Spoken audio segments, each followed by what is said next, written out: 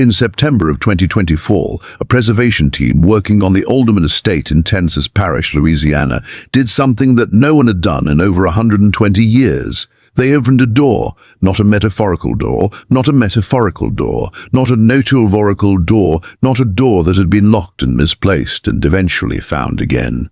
A door that had been sealed deliberately with plaster and lumber and layer upon layer of whitewash painted over it so many times that by the time the preservation team's instruments detected the cavity behind the wall of the east wing, the door itself had essentially ceased to exist as a door.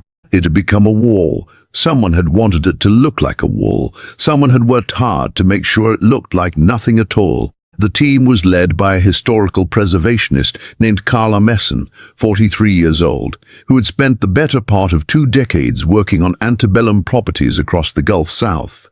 She had seen things in those houses, things that didn't make it into the brochures that local historical societies printed on cream paper, with tasteful photographs of moss-draped oak trees and restored parlors with period furniture arranged just so.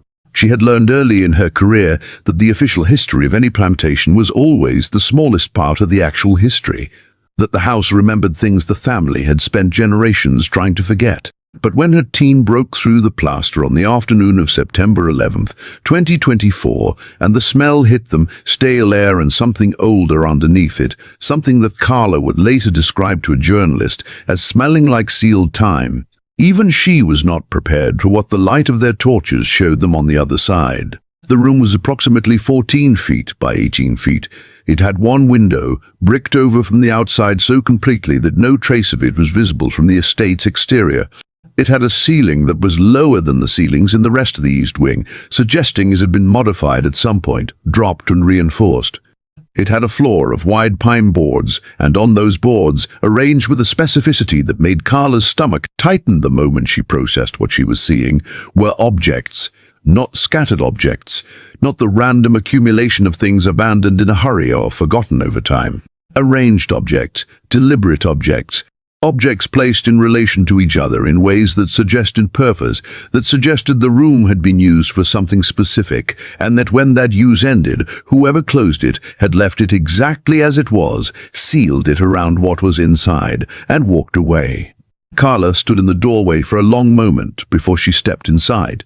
One of her team members, a younger man named Derek Foose, who handled the photographic documentation, was already raising his camera. She put a hand on his arm. "Wait," she said. She stood there another moment, looking, taking it in before the process of documentation began to transform it from a room into evidence. Then she stepped inside, and she began to understand what she was looking at. What follows is not a comfortable story. It is not the kind of story that resolves into something that makes sense by the end, that explains itself cleanly, that allows you to finish listening and feel that you understand what happened and why and what it means. It is the kind of story that the Gulf South has been burying and reburying for 150 years, and that keeps surfacing anyway, the way things buried in that dark alluvial soil have a tendency to do.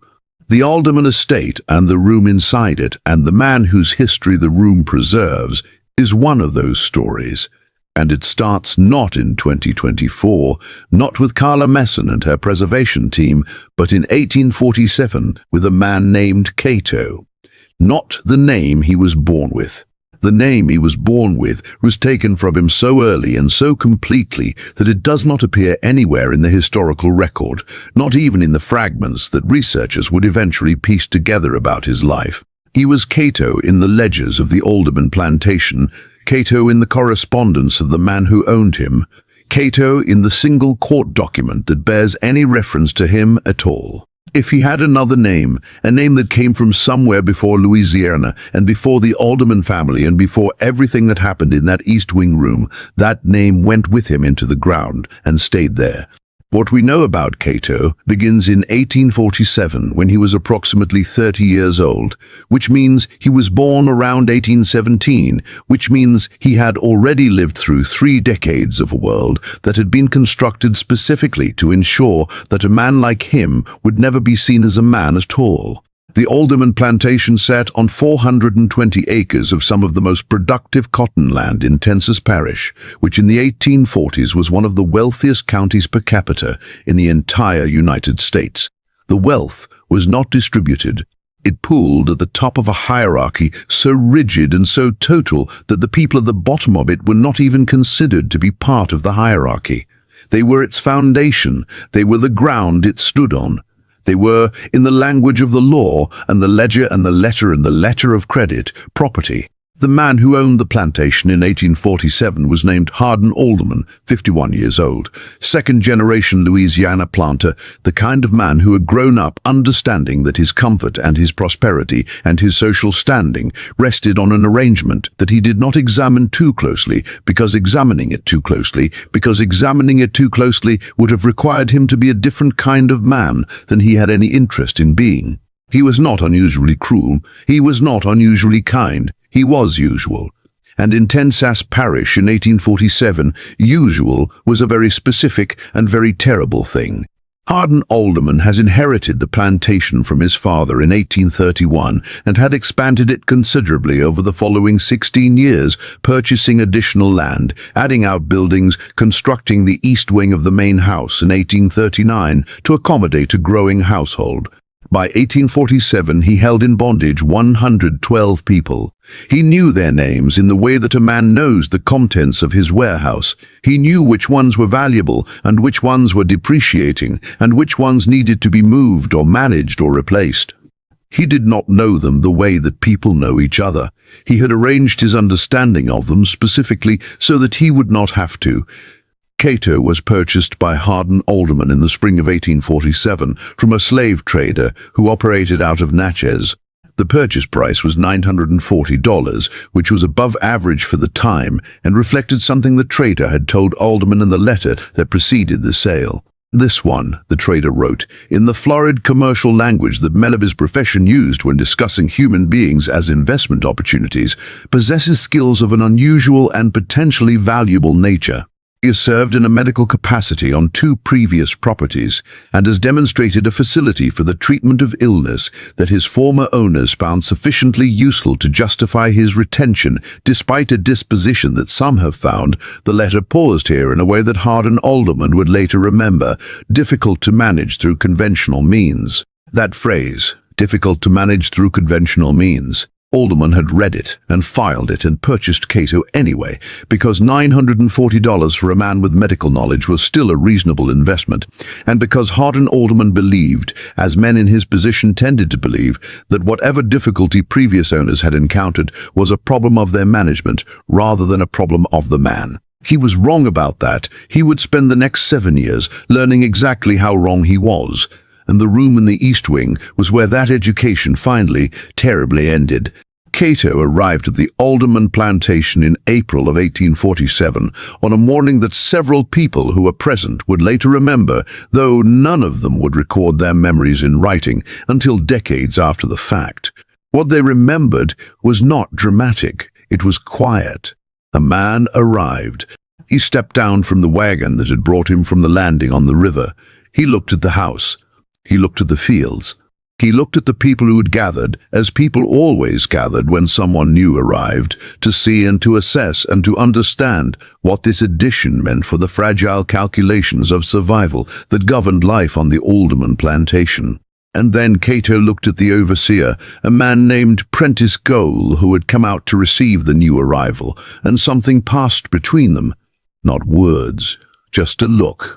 And Prentice Goad, who had been overseeing plantations in Tensas Parish for 11 years, and who was not a man given to unease, felt something that he would later describe to his brother in a letter as like being looked at by something that has already decided how things are going to go. That letter survives. It is in the Louisiana State Archives. It is the first documentary evidence of what Cato was. What Cato was, as best as researchers have been able to reconstruct from the fragments that survived the deliberate destruction of records that followed the events of 1854, was a man who had spent 30 years developing a specific and extraordinary form of resistance. Not physical resistance, not escape, something that the plantation system had no language for and therefore no reliable defense against. Cato remembered everything, not in the way that people say someone has a good memory. In the way that a man who has been trained from childhood in the preservation of knowledge through oral tradition, who has been taught specific techniques for encoding and retaining information, who has practiced those techniques under conditions of extreme stress for decades, remembers completely. Precisely, without error and without forgetting, he remembered the name of every person he had ever met in bondage, their faces, their families, the specific ways they had been harmed. The dates, the details, the names of the men who had harmed them. He remembered the financial records of 2 plantations where he had previously been held, not because anyone had shown them to him, but because he had listened and calculated and retained. He knew the prices paid and the profits taken and the specific human costs that the ledger expressed as depreciation and loss. He remembered things that the men who owned him did not know he had witnessed, because those men had long since made the convenient assumption that the people around them were not paying attention. Cato had been paying attention his entire life. He had been paying attention with the focused intensity of a man who understood that attention was the only weapon that had never been successfully taken from him. And now he was on the alderman plantation, and he was paying attention to hardened aldermen. The first thing Cato did on the alderman plantation was what he always did when he arrived somewhere new. He learned the shape of the place.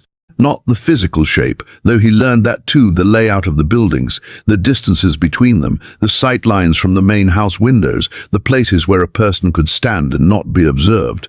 He learned the human shape, the relationships, the hierarchies within the hierarchy, the specific gravity of each person and how they pulled on the people around them. He did this quietly. He did this while performing the work that had been assigned to him, which was a combination of field labor and what Hardin Alderman's household records described as medical attendance, meaning that when the people held on the plantation became ill, as they did constantly in the Louisiana heat with its clouds of mosquitoes and its waterborne fevers and its accumulated physical devastation of bodies worked past any reasonable limit, Cato was sent to treat them.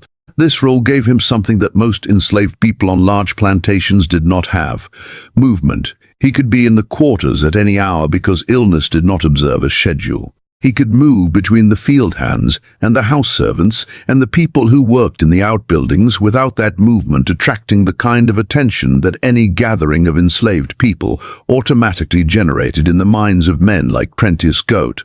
He was performing a function that the plantation needed, and the plantation's need for that function created spaces that Cato used with extraordinary care and precision. Within 3 months of his arrival, he had learned the names of all 111 people held on the Alderman plantation.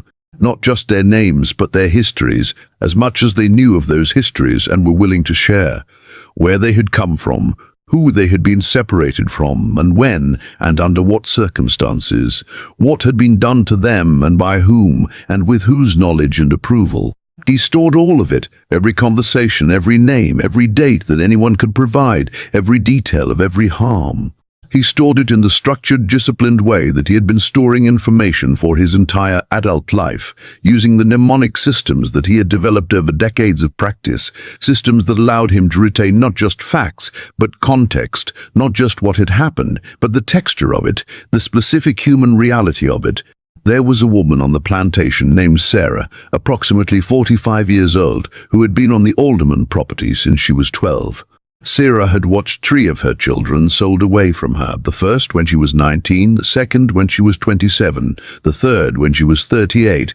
She knew the dates, she knew the names of the traders who had taken them. She knew the prices Hardin Alderman had been paid, because she had been standing close enough to the transaction each time to hear the figures discussed. She had carried those dates, those names, and those figures inside her for years with nowhere to put them, no one to give them to, no framework that made the carrying of them feel like anything other than pure grief. Cato listened to Sarah for 3 evenings, sitting near her in the way that people sit near each other when they are pretending to be doing something else, both of them performing the casual adjacency of people who simply happened to be in the same place. And he took everything she told him, and he placed it inside the architecture of his memory with the same care that a man places something fragile inside a box he intends to carry a very long distance. He did the same with a man named All, who had been a carpenter before Hardin Alderman's father purchased him, and who had built half the outbuildings on the property with his own hands, and who had never once been compensated for the skill and labor he brought to that work, only for the baseline existence that the plantation provided to keep its investments functional. All was in his 60s, his hands still precise despite everything they had been put through, and he had a memory for dates and transactions that rivaled Cato's own. The two of them, when they were near each other, which Cato arranged as often as he could without making the arrangement visible, spoke in a kind of shorthand, trading information in fragments, building between them a record of the Alderman Plantation's operations that was more complete and more accurate than anything in Hardin Alderman's own ledgers.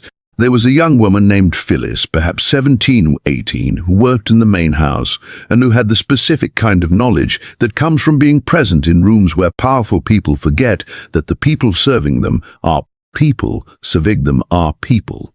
Phyllis had heard conversations between Hardin Alderman and his business associates. She had heard conversations between Alderman and the men he hired to do the things he preferred not to do himself. She had heard things said in the easy, unguarded way that men speak when they are certain no one who matters is listening. She brought those conversations to Cato in pieces, and Cato assembled the pieces, and what they assembled into was a detailed and damning portrait of exactly how the Alderman Plantation's prosperity had been constructed and maintained. But Cato was building, with the same methodical patience that had characterized everything he had done for 30 years, was a case. Not in the legal sense, because the law in Louisiana in 1847 and 1848 and 1849 offered no mechanism by which such a case could ever be brought by the people who had been harmed. But in a deeper sense, in the sense that he was assembling evidence with a specific purpose in mind. He was building something that could survive, something that could outlast the system that was trying to make it impossible. And then, in the spring of 1849, something changed. Hardin Alderman had a brother named Weston Alderman, 4 years younger, who had taken a different path from the plantation life and had become a lawyer in New Orleans. The brothers were not close. They had the relationship of men who had grown up in the same house and then grown into very different understandings of how the world worked, and who maintained contact out of family obligation rather than genuine affinity. Weston visited the plantation perhaps once a year, stayed for several days, and returned to New Orleans with the expression of a man who has been reminded of something he would prefer to keep at a comfortable distance. Weston Alderman was not an abolitionist. He was a Louisiana lawyer in 1849, which meant that his moral universe had been shaped by the same forces that shaped everyone else's in that place and time. But he was, by several accounts that survive in the letters of people who knew him, a man who had a lawyer's specific discomfort with things that were not clean, with arrangements that depended on everyone agreeing not to look at them too directly, with prosperity that could not survive examination. He arrived at the plantation in April of 1849 for his annual visit, and on the second evening he was there, Cato encountered him, not by accident. Nothing Cato did was by accident. The encounter happened in the passage between the main house and the kitchen building, in the hour after dinner when the household was settling into its evening routines. Cato was moving through that passage on a legitimate errand, carrying medicines to the house from the storage in the quarters where he kept his supplies. Weston Alderman was standing in the passage getting air, a glass in his hand, slightly removed from the family gathering in the parlor. What passed between them in that passage lasted perhaps 4 minutes. Cato spoke quietly and without preamble, in the way of a man who has calculated exactly how much time he has and exactly what he needs to accomplish in it. He told Weston Alderman 3 things. Just 3. Selected from the hundreds of things he carried, selected with surgical precision for their specific effect on a man of Weston's particular sensibility. The first was a financial discrepancy, a specific transaction in which Hardin Alderman had defrauded a business partner by misrepresenting the quality of a cotton shipment. A transaction that Cato knew about because Phyllis had overheard the conversation in which Hardin had discussed it, laughing with a friend. The second was a description of something that had happened on the plantation 2 years before Cato's arrival, an incident involving the previous overseer and a family in the quarters, described with a specificity of detail that made it impossible to dismiss as rumor or exaggeration. The third was a single sentence. "I know considerably more than I have just told you, and I have ensured that what I know will not disappear with me."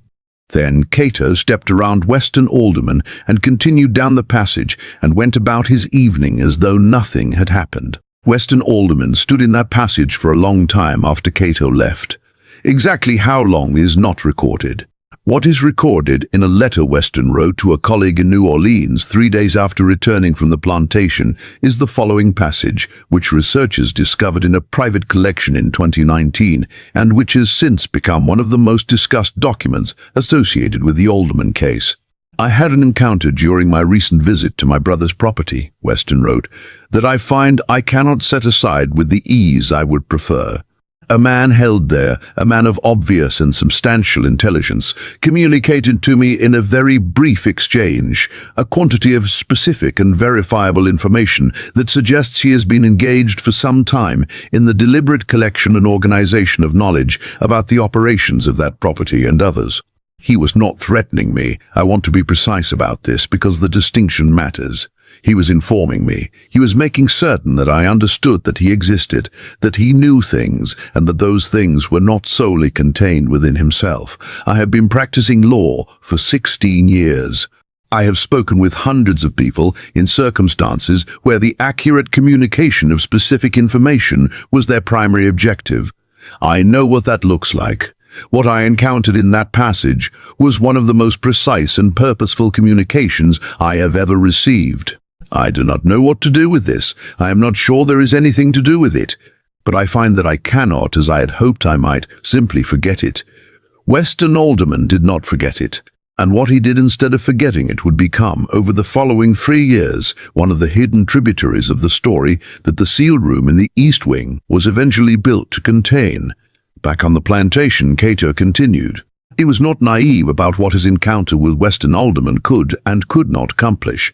He did not expect rescue. He did not expect intervention. He understood the limits of the system he was operating inside with the precise clarity of a man who has spent his entire life studying those limits from the inside. What he had done in that passage was not a cry for help. It was a deposit. He was placing something in a place where it might grow into something he could not yet fully see.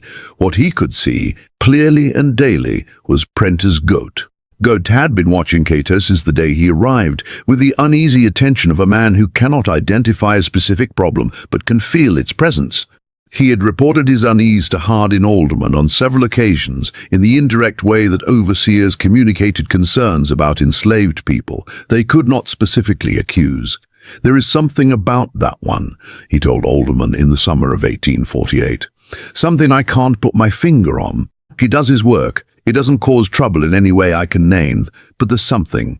Hardin Alderman had dismissed these concerns with the confidence of a man who believed that his investment of $940 had entitled him to a complete understanding of what he had purchased. "Cato is a valuable man," he told Gold. "He keeps the sick on their feet, and that saves me money. Unless you can show me something specific, I'm not interested in your feelings about him."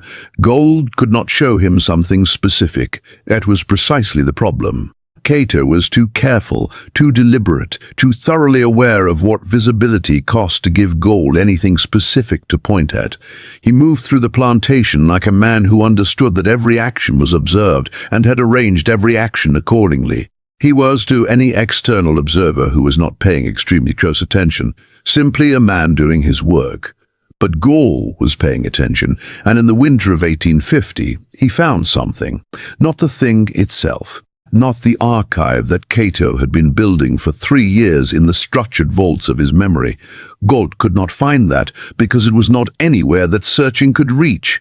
What he found was a fragment of the network, a piece of paper that had passed between 2 people in the quarters, a piece of paper that contained a list of names and next to each name a date and a number. It was in All's handwriting. Old All, the carpenter, whose precise hands had produced something that looked to Gault's eye like a record of some kind.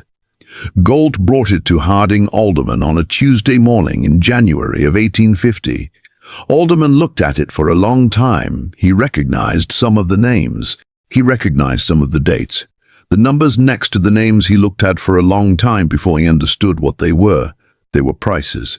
the price paid for each person on the list, the amount that Hardin Alderman had received when he sold them. Someone had been keeping records of his transactions. Someone on his own plantation, among the people he owned, had been documenting what he did with the people he owned, had been writing it down, had been treating his business decisions as though they were events worth recording, events that someone might someday want to know about.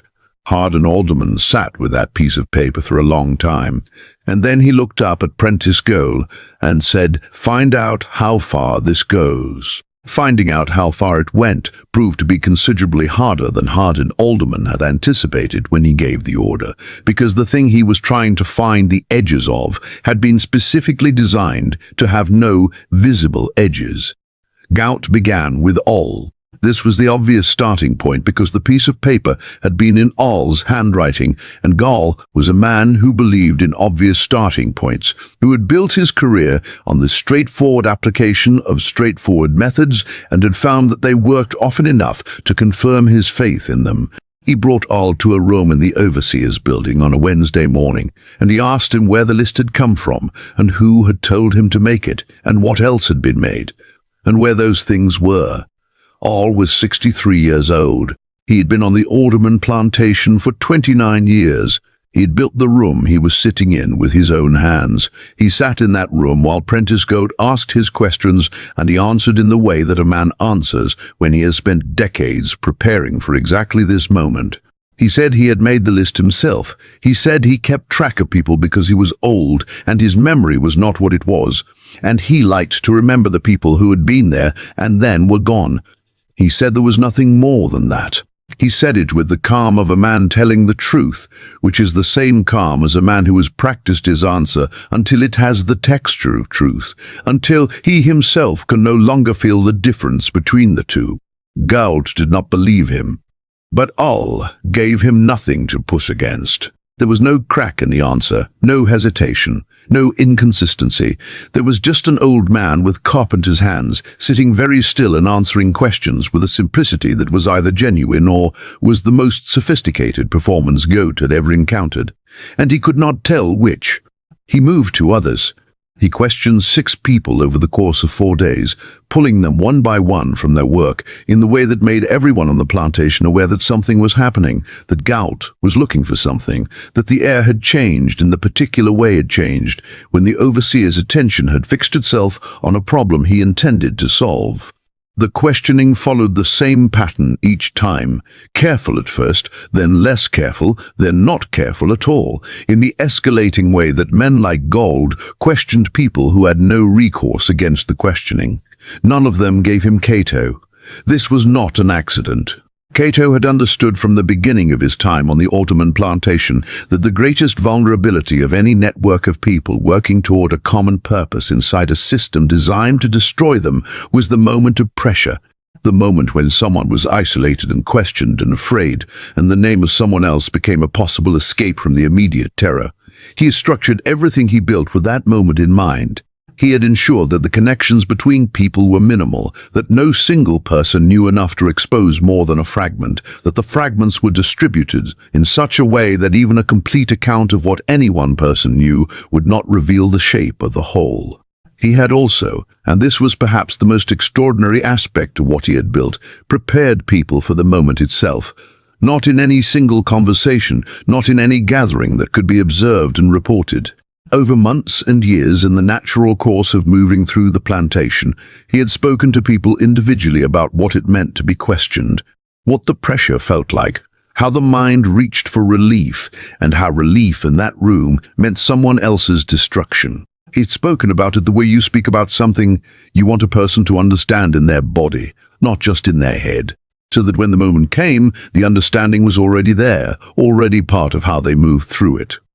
Gauls got nothing.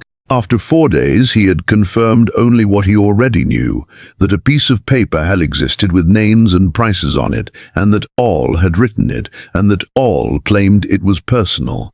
He reported this to Hardin Alderman with the frustration of a man who knows he has failed to find something that is definitely there. Alderman sat with this for several days.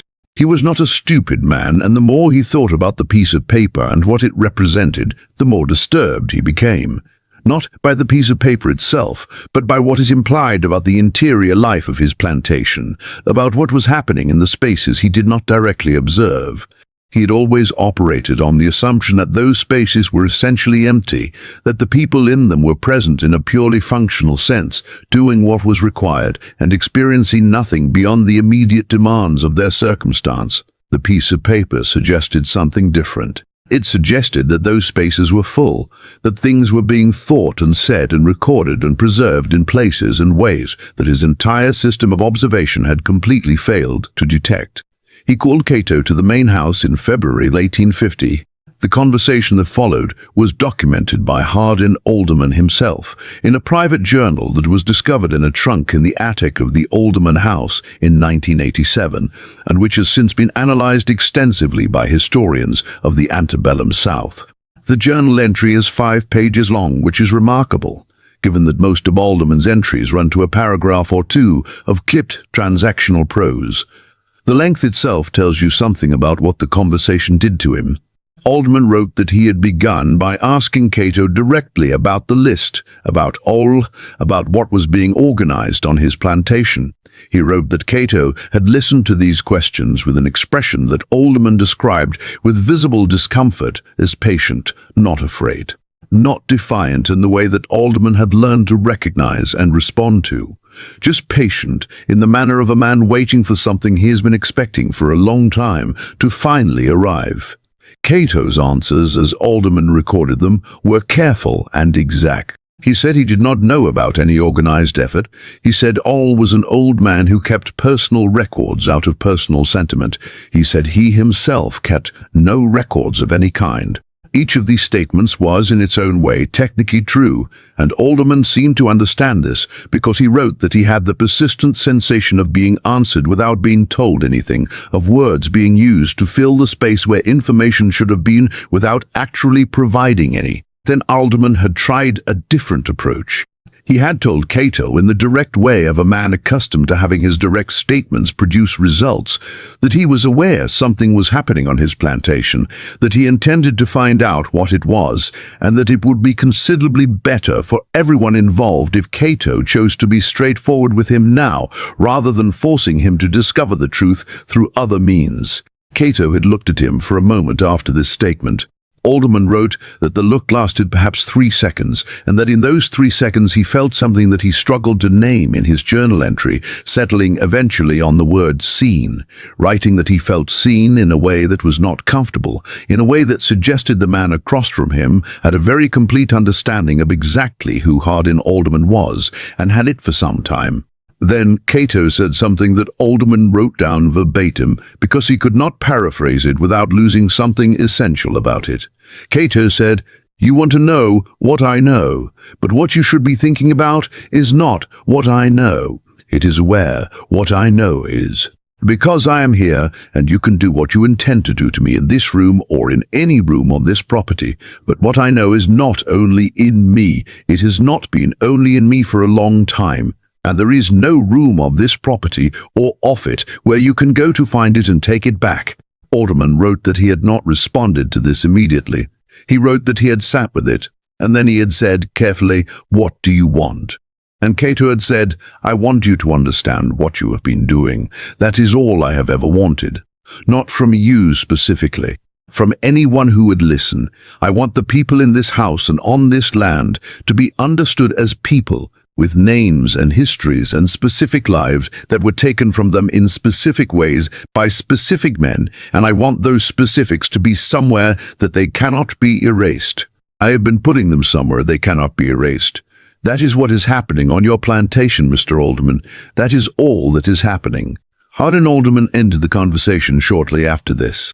His journal entry about it goes on for 2 more pages after the conversation ends, circling and returning to what Cato had said, trying to find the angle from which it became manageable, the frame that would allow him to reduce it to something he could respond to with the tools he had.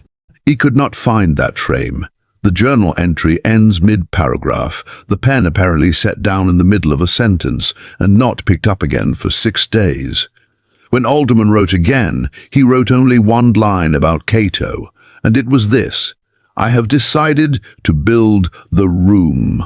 The construction of the sealed room in the East Wing began in March of 1850. Hardin Alderman supervised it personally, which was unusual enough that several people noted it at the time, including his wife Eleanor, who asked him twice what the room was for and received answers that she apparently found unsatisfying, but did not press.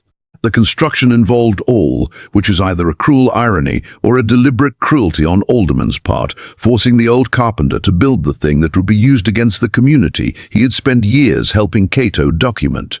All built it because he had no choice.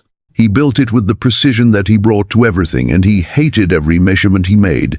The room was finished in April of 1850. It had the bricked-over window. It had the reinforced ceiling. It had the heavy door that could be sealed from the outside with a bar that dropped into iron brackets fixed to the frame. It had a small grate in the lower part of the door, large enough to pass food and water through. It had nothing else.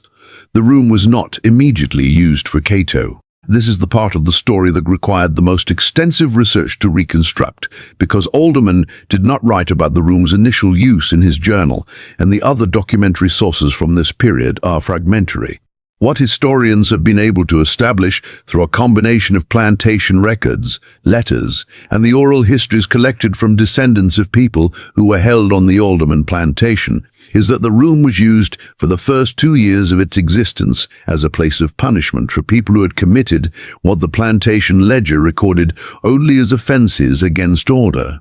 The phrase offenses against order covered a range of things that Hardin Alderman had decided, after his conversation with Cato, required a more serious response than the punishments he had previously employed.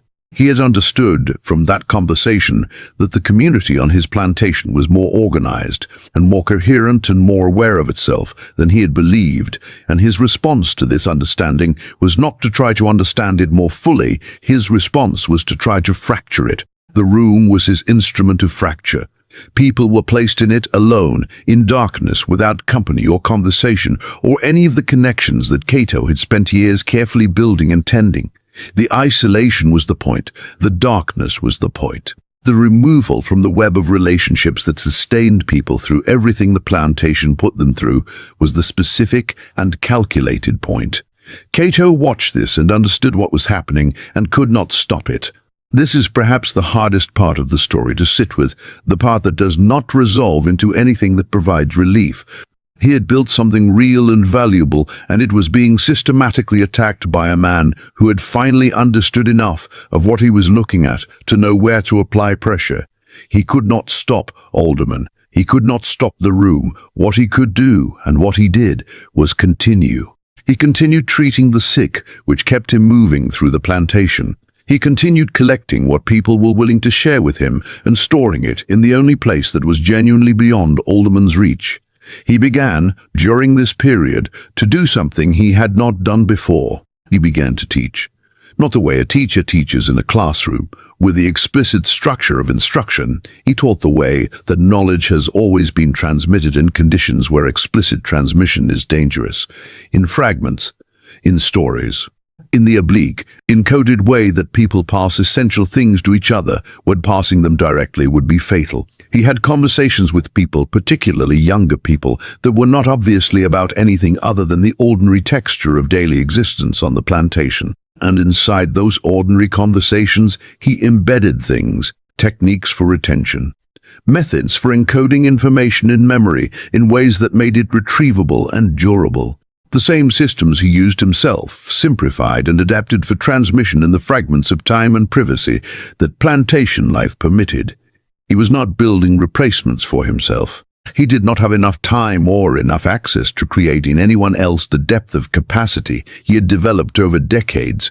What he was doing was planting, putting seeds into the ground and trusting that some of them would find what they needed to grow, even after he was gone. Because by the spring of 1851, he understood that he was running out of time. He could see it in the way Gold watched him, with a quality of attention that had sharpened into something more focused, something that suggested Gold had finally, after 4 years of unease, arrived at a specific suspicion that he believed he could act on.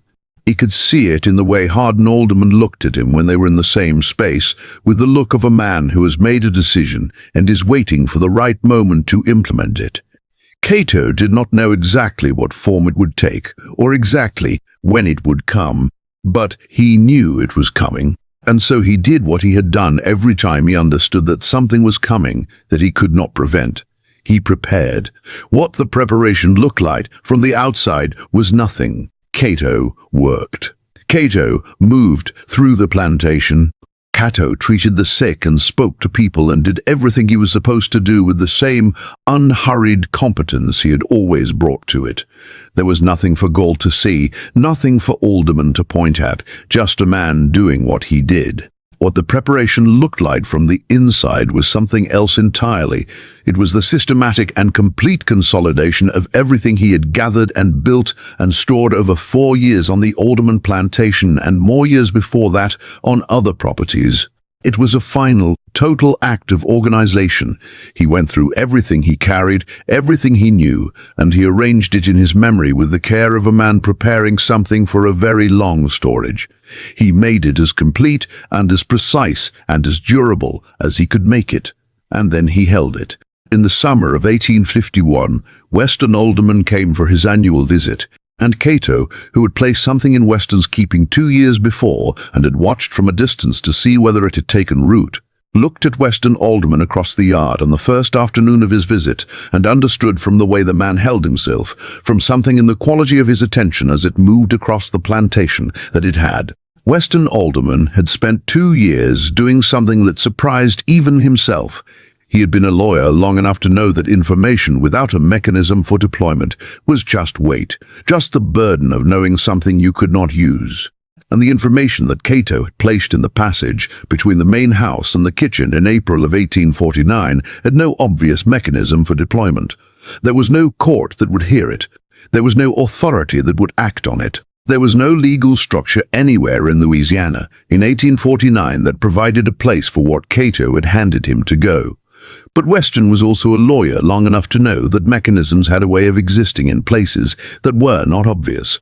That information placed in the right hands at the right moment had a tendency to find its own path even when no path appeared to exist. He had spent 2 years placing things carefully. A word here, a document there, a conversation with a specific colleague in New Orleans who had connections to a specific network of people that Weston did not knowing about in any context where acknowledgement was possible. He had been building something with what Cato gave him, slowly and without any certainty that it would amount to anything but building nonetheless. He had also been watching. He had sources on the plantation, not sources he had recruited or cultivated, just people who had their own reasons to send information in certain directions, people who understood that Weston Alderman was not his brother and had filed that distinction away for potential use. Through these sources he had tracked what was happening on the property after his 1849 visit. The questioning, the room, the systematic pressure that Hardin had applied to the community Cato had built. He had watched it with the particular helplessness of a man who understands a situation completely and has almost no power to affect it directly. Almost no power was not the same as no power. On the third evening of his 1851 visit, Weston found a moment to stand near Cato in the way that Cato had once stood near him. It lasted perhaps 5 minutes. Weston spoke quietly and without looking directly at Cato, and he said 3 things. He said that what Cato had told him was not lost. He said that it had been placed somewhere that Hardin could not reach it. He said that there were people who knew enough to ask the right questions at the right moment, if the right moment ever came. Cato listened to this without expression. When Weston finished, Cato said only this: "Tell me a name. One name. Someone outside this property who knows enough to speak." Weston hesitated. Then he said a name. A man in New Orleans. A free black man named Solomon Dre, who worked as a printer and who was connected to networks that moved information in directions the Louisiana slave system could not easily follow. Weston said the name once and did not repeat it and moved away. Cato held that name. He placed it in the deepest and most secure part of his memory's architecture, in the place he reserved for things that absolutely could not be lost. Solomon Dre. One name. One thread connecting everything he had built to something outside the borders of the Alderman Plantation.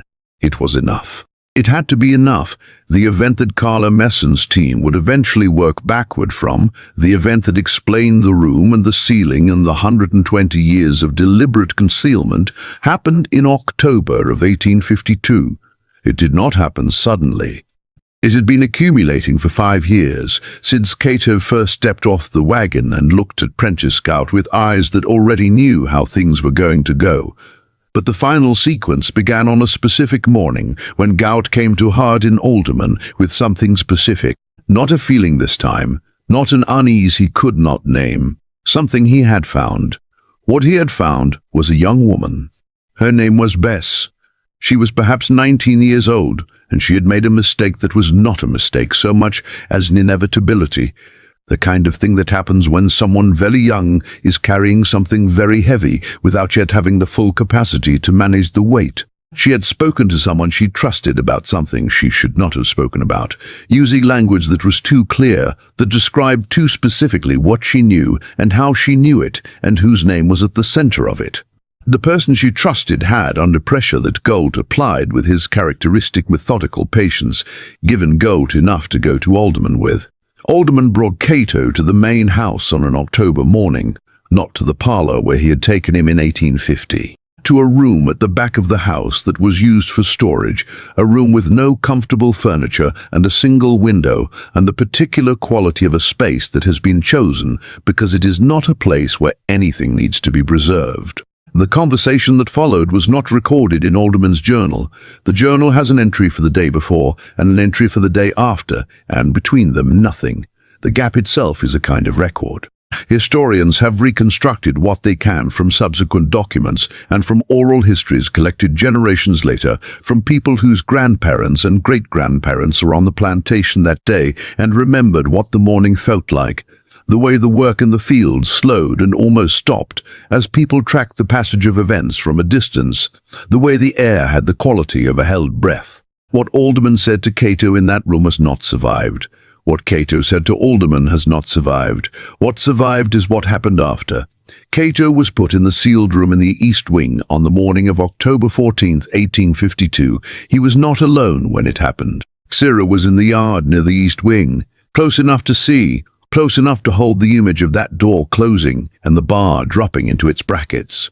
She held it for the rest of her life, and she gave it to her daughter, and her daughter gave it to her children, and it moved through generations in the way that things move when they are too heavy to put down. The great-granddaughter of Sarah, a woman named Claudette Auchenot, who was 78 years old when a researcher named James Thureau interviewed her in 1989, described what Sarah had described to her daughter as a morning when the sky was the wrong color blue, too bright, too clear, the kind of clear that has no mercy in it. Cato was in the sealed room for 11 days. The plantation records for those 11 days show nothing unusual. Cotton weights, supply requisitions, weather notations. The surface of the Alderman plantation maintained itself with the same smooth efficiency that it had always maintained, because the surface was always the least true thing about it. What happened inside the room during those 11 days is necessarily a matter of inference and of the oral histories that passed through Sarah and others who were close enough to the East Wing to know what could be known from the outside. Food was passed through the grate. Water was passed through the grate. There was no light. There was no sound from inside which people noted and which frightened them more than sound would have, because the silence had a quality to it that was not the silence of defeat. On the 11th day, Hardin Alderman opened the door. His journal entry for that day is the longest entry in the journal after the entry about the 1850 conversation. It is also the most disordered, the handwriting departing from its usual careful control into something looser and less governed, as if the hand could not quite keep pace with the mind's agitation. He wrote that he had opened the door expecting to find something resolved. That 11 days in darkness and isolation had been, in his experience and in the experience of every overseer he had ever consulted, sufficient to produce a resolution in even the most resistant individual. That the room worked because it removed a person from every source of connection and sustenance and forced them back into a self that had been stripped of everything external, and that the self that emerged from that process was generally a self that was prepared to cooperate with whatever was required. He wrote that when the door opened, Cato was sitting against the far wall of the room in the darkness with his knees drawn up and his arms resting on them, and he looked up when the light came in with an expression that Alderman wrote about at length and still could not adequately describe. He settled finally on writing that it was the expression of a man who had been somewhere else entirely for 11 days and had found what he went there for. Alderman asked him if he was ready to tell him everything. Cato said, "I have spent 11 days making sure that everything I know is as complete and as secure as it has ever been. I have gone through all of it. I have reinforced everything that needed reinforcing. I have organized everything that needed organizing. I have made it, in other words, in the time you gave me, more durable than it was before you put me in this room. So if that is what you meant to accomplish by putting me here, I want you to know that you have accomplished the opposite." Alderman wrote that he had stood in the doorway of the room for what felt like a very long time after Cato said this, that he had looked at the man sitting against the far wall and had understood with a completeness that he had been resisting for 5 years, that there was nothing he could do, that the thing Cato had built existed in a place that hardened Alderman could not reach with any tool he possessed, that it had already left the plantation through channels he could not trace. The Cato himself was almost beside the point now, almost incidental to the thing he had created, which was larger than him and more distributed than him and would outlast him regardless of what Alderman did in this room or any room. He wrote, "I have built a property that I believed I understood completely, and there has been inside it, for years, something I understood not at all. I do not know what to do with this knowledge. I do not know what it means about everything else I have believed to be true." He did not harm Cato further after that day. This is not a redemption, it is not a conversion or a transformation or any of the narrative shapes that such a moment is sometimes forced into. Had an alderman continued to operate his plantation in exactly the way he had always operated it. He continued to hold 112 people in bondage. He continued to profit from their labor in the ways he had always profited. He did not free anyone. He did not change anything structural. What he did was leave Cato alone. Cato spent 4 more years on the Alderman plantation after the 11 days in the room. He continued his work. He continued treating the sick. He continued, more carefully now, more slowly, the teaching that he had been doing since 1849. Gald watched him with an attention that never diminished but never again found anything to act on. The surface of Cato's daily existence gave nothing away. In 1854, Hardin Alderman sold Cato. He sold him to a planter in Arkansas, a man named Cussapy, for $1,100, which was above his 1847 purchase price despite his age, a fact that reflected how Alderman's assessment of his value had evolved from its original terms. He was not sold as a medical asset. He was sold, Alderman's private records suggest, as a way of resolving an unresolvable problem by displacement, moving it across a state line and making it someone else's inheritance. The day Cato left the Alderman plantation, Sarah was in the yard again. She watched the wagon move down the road between the fields, and she held the image of it going until it was gone, and she held it after it was gone, and she held it for the rest of her life, and gave it to her daughter in the same way she had given her the image of the door, closing on that October morning. 2 images, the closing and the leaving. That was what Sarah carried, and she carried it until she died, and then it moved on without her. What happened to Cato after he left the Alderman plantation is not fully known. Records from the Cussapy property in Arkansas are fragmentary. There are references in those records to a man named Cato whose medical knowledge was noted and used. There is a reference in 1857 to a man named Cato being sold again, this time to a property in Mississippi. After that, the trail goes cold in the documentary record. But the trail does not go cold in other records. Solomon Dray, the printer in New Orleans, whose name Weston Alderman had passed to Cato in those 5 quiet minutes in 1851, was a real person. He appears in New Orleans city directories from 1848 through 1861, listed as a free man of color operating a printing business on a street in the Tremaine neighborhood. He was connected, as Weston had indicated, to networks that moved information in directions the Louisiana slave system could not easily follow. networks that connected to abolitionist organizations in the North, to newspapers that published accounts of slavery-specific and documented realities, to the people who collected and preserved those accounts. In 1856, a document appeared in an abolitionist newspaper published in Cincinnati. It was unsigned. It was written in a plain, precise style that communicated a great deal of specific information about the operations of several Louisiana and Mississippi plantations, including the Alderman property. It contained details that could only have come from someone who had been inside those operations. It contained names. It contained dates. It contained financial figures. It contained specific accounts of specific events involving specific ways. The document was not a sensation. It did not change laws or move armies. It was one document among many that appeared in abolitionist publications during those years, part of the vast and mostly unacknowledged literature of testimony that enslaved and formerly enslaved people generated, and that the mainstream of American culture spent generations discrediting or ignoring. It was read by people who were already committed to the cause it served, and probably not by many others. But it existed. It was printed, and it was distributed, and it was placed in archives where it survived. Hardin Alderman could not reach it. No one could reach it and take it back. Whether Solomon Dre received that document directly from Cato or through the chain of transmission that Cato had built over years across multiple plantations is not known. Whether Cato himself wrote it, or whether it was assembled from the memories of multiple people that he had taught to carry specific things, is not known. What is known is that it exists, that it is in an archive in Ohio, that researchers who have studied it in the context of the Alderman case have found in it details that match with extraordinary precision the details recorded in Hardin Alderman's private journal and the Alderman plantation ledgers, details that could not have been fabricated, details that prove someone who was inside the operation of that plantation was telling the truth about what happened there.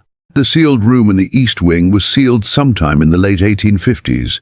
The precise date is not recorded because the sealing was not something that Hardin Alderman documented in his journal, which suggests he understood on some level that documentation of the room's history was precisely the kind of thing that should not exist.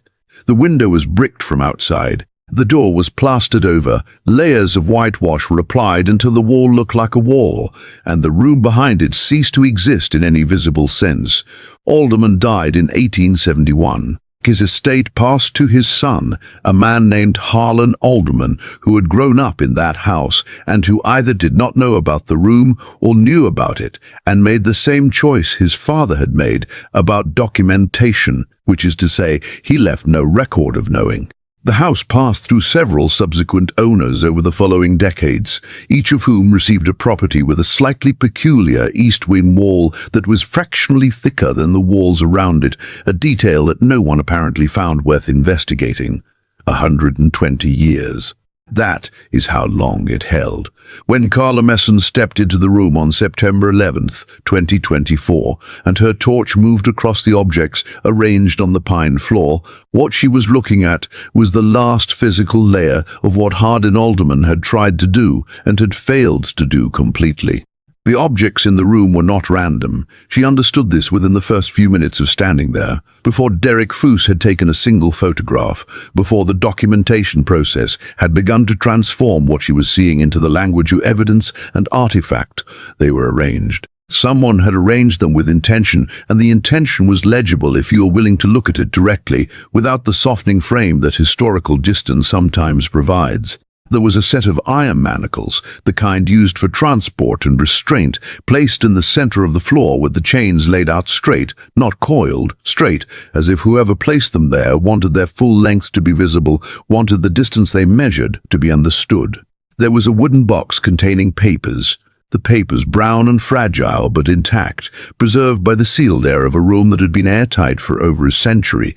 The papers were ledger pages, plantation records, financial records, pages torn from the kind of books that Hardin Alderman kept to document his operations, with entries in his handwriting detailing transactions and amounts and names that matched names in the oral histories that had been collected from descendants over the preceding decades.